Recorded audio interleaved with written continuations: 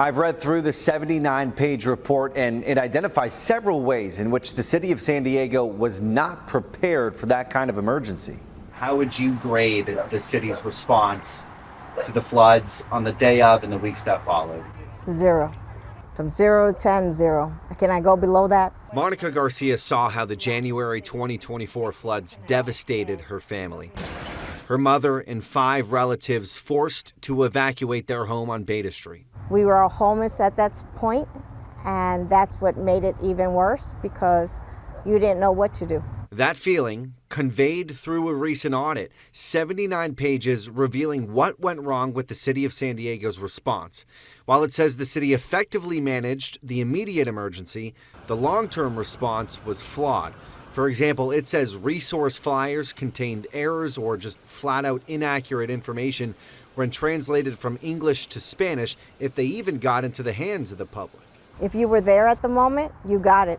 If you were not there, they wouldn't even leave it at your porch or somewhere for you could have access to that information. The audit highlights the clear divide between the community's expectations and the city's planned response. The community wanted help cleaning up their homes and a long-term shelter. The city instead created an emergency shelter, restored infrastructure, and leaned on other organizations for services. If it wasn't for nonprofits and neighbors with neighbors and communities coming together with communities, the few that you have relatives in between, it would have been even worse than where we are right now. The audit also calls out the mayor's office for making questionable communication decisions.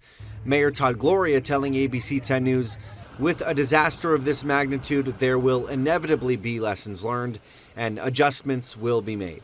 And we've already seen that in action. The audit came up with a list of 23 recommendations to help the city avoid the same struggles in the future, from creating a clearer framework for every agency's role to better training and updating the city's emergency operations plan.